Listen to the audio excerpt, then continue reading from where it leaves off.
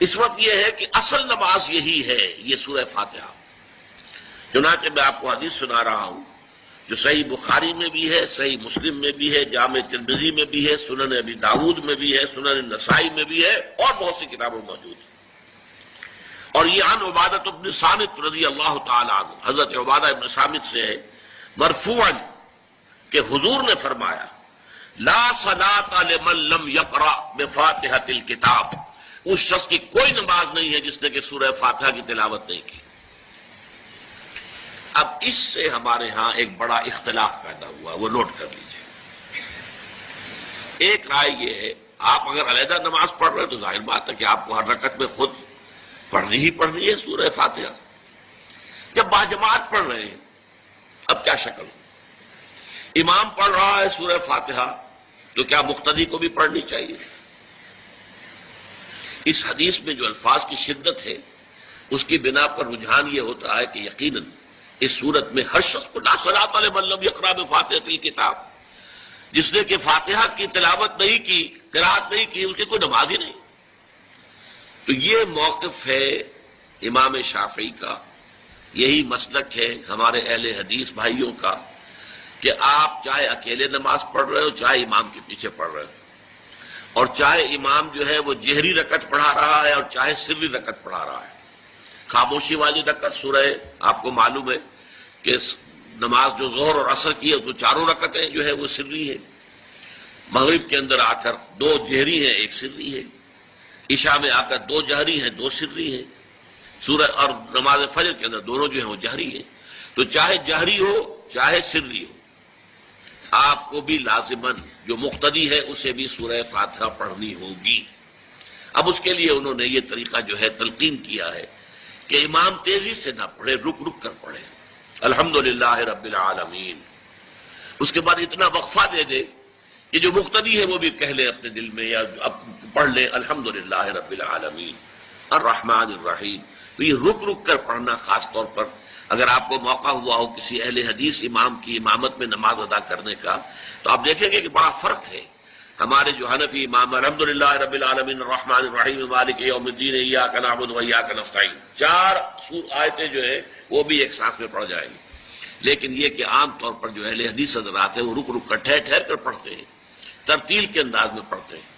یا پھر دوسری شکل انہوں نے ایک اور کی ہے، یہ آپ سعودی عرب میں جب کبھی نماز پڑھیں گے اور آپ پڑھی ہو آپ نے تو وہاں آپ دیکھیں گے کہ امام جو ہے وہ سورہ فاتحہ پڑھنے کے بعد کوئی ایک منٹ جو ہے خاموش رہتا ہے تاکہ آپ اب جو مقتدی ہیں وہ اس وقفے میں وہ اب سورہ فاتحہ پڑھ لیں، پھر وہ قرات کرے گا، کوئی اور آیات اس نے شامل کرنی ہے تو بعد میں شروع کرے گا، درمیان میں وقفہ ہوگا۔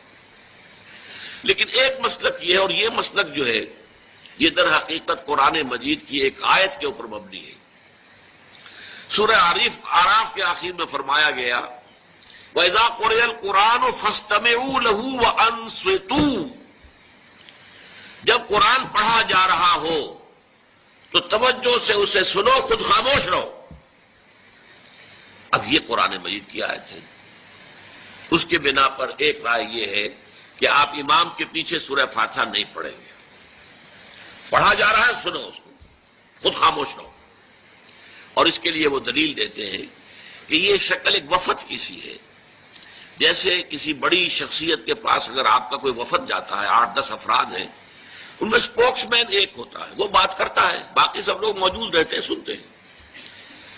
اسی طریقے سے امام جو ہے وہ گویا کہ آپ کا نمائندہ ہے اور وہ پڑھ رہا ہے الحمدللہ رب العالمین الرحمن الرحیم مالک یوم الدین، تو امام کی قرات ہی آپ کی بھی قرات ہو گئی۔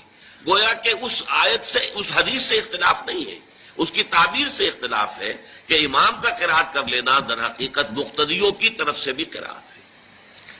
اس میں جو حنفی مسلک ہے وہ بہت سخت ہے، اور وہ یہ ہے کہ چاہے سری نماز ہو اور چاہے جہری ہو، ہر کسی بھی حالت میں مقتدی جو ہے وہ سورہ فاتحہ نہیں پڑھے گا۔ اب اس میں ذرا سا سوال پیدا ہوتا ہے کہ جہری رکعت میں تو اس آیت کا اطلاق ہو جائے گا کہ وَإِذَا قُرِئَ الْقُرْآنُ فَاسْتَمِعُوا لَهُ وَأَنصِتُوا، سری میں تو اس آیت کا اطلاق نہیں ہوتا۔ بہرحال یہ مسلک ہے امام شافعی کا، ایک انتہا پر ہے، ہر صورت میں سری ہو یا جہری ہو آپ کو پڑھنی ہی پڑھنی ہے۔ اور امام ابو حنیفہ دوسری انتہا پر ہیں کہ چاہے سری ہو چاہے جہری ہو کسی شکل میں نہیں پڑھنا۔ امام مالک کا مسلک ہے درمیان میں، اور میں اس میں کوئی جھجک محسوس نہیں کرتا کہ میں آپ کے سامنے عرض کر دوں کہ میں اس پر عمل پیرا ہوں۔ وہ کیا ہے؟ جہری نماز میں خاموش رہو اور سنو۔ اس آیت کا اطلاق ہو جائے گا جب بلند آواز سے پڑھ رہا ہے امام تو پوری توجہ، فاستمعوا لہ، اپنی پوری توجہ کو اس کے سننے کے اوپر مرکوز کر دو اور خود خاموش رہو۔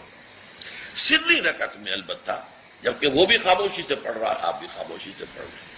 بہرحال ان چیزوں میں نے یہ سب کچھ بیان کیا ہے تو اس سے جو میرا مقصود ہے وہ یہ ہے کہ معلوم ہو جائے کہ اس میں کوئی بڑی بنیادی بات نہیں ہے، نہ یہ کہ جو حنفی ہیں وہ اس حدیث کا انکار کرتے ہوں کہ لا صلاۃ لمن لم یقرأ بفاتحۃ الکتاب، کیسے وہ انکار کریں گے؟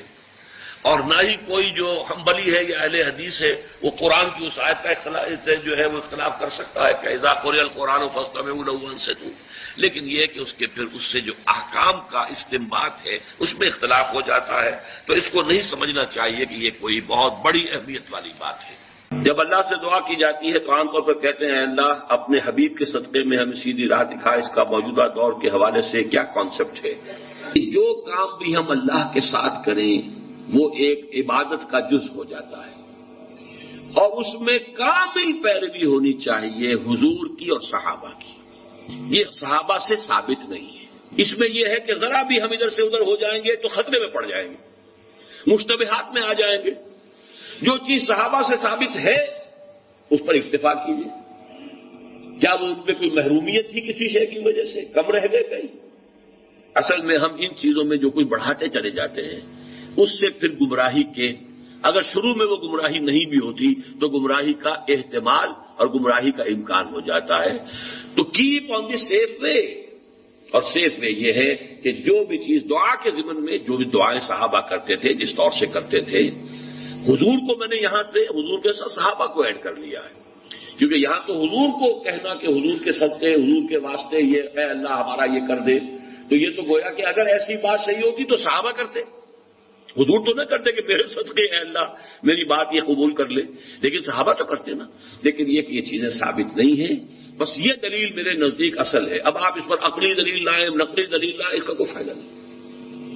پہلے اصول طے کروا لیجئے، ما انا علیہ واصحابی، دین وہ ہے جو حضور کے طرز عمل سے اور حضور کے صحابہ کے طرز عمل سے ثابت ہو جائے۔ اس اصول کو جتنا پختہ کر لیں گے پھر اس کے حوالے سے بھائی لاؤ ثبوت لاؤ، بس ٹھیک ہے۔ آگے کی بات، کسی بزرگ کی بات، کسی صوفی کی بات، کسی ولی کی بات، کوئی شے دلیل نہیں ہے دین میں۔ کسی دلیل، کسی دینی بات کی مزید وضاحت کے لیے کوئی شے ہو یا سائنس کی بات ہو، اس کا کوئی حدیث سے ثابت ہونا ضروری نہیں ہے، حضور سائنس پڑھانے نہیں آئے تھے۔ وہ فلسفے کا مسئلہ ہو، دین کی بات، عقیدے کی بات، عبادت کی بات، اور دعا جو ہے وہ خل عبادت ہے، عبادت کا جوہر ہے، اس میں